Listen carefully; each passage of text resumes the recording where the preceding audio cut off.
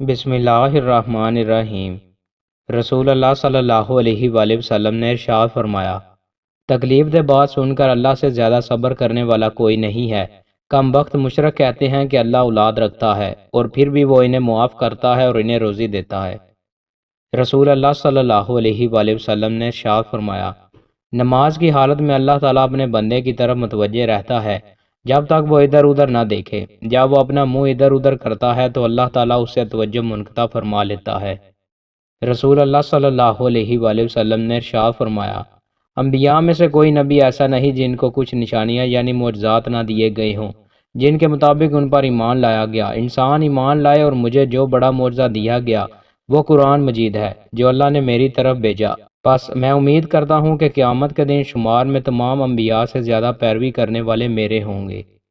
رسول اللہ صلی اللہ علیہ وآلہ وسلم نے ارشاد فرمایا، اللہ تعالیٰ نے فرمایا کہ میں اپنے بندے کے لیے وہی ہوں جیسا کہ وہ میرے بارے میں گمان رکھتا ہے، یعنی میں اس کے لیے وہی کرتا ہوں جو وہ سمجھتا ہے کہ میں اس کے لیے کر سکتا ہوں۔ رسول اللہ صلی اللہ علیہ وآلہ وسلم نے ارشاد فرمایا، جو شخص ایمان کی حلاوت محسوس کرنا چاہے اس کو چاہیے کہ لوگوں سے محض اللہ تعالیٰ کی رضا کی خاطر محبت کرے۔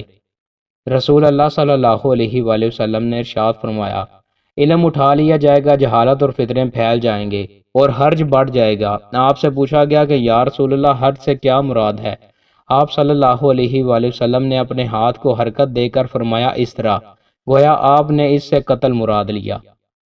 رسول اللہ صلی اللہ علیہ وآلہ وسلم نے ارشاد فرمایا، میرے گھر کی چھت کھول دی گئی، اس وقت میں مکہ میں تھا۔ پھر جبریل علیہ السلام اترے اور انہوں نے میرا سینہ چاک کیا، پھر اسے زمزم کے پانی سے دھویا، پھر ایک سونے کا تشت لائے جو حکمت اور ایمان سے بھرا ہوا تھا، اس کو میرے سینے میں رکھ دیا، پھر سینے کو جوڑ دیا۔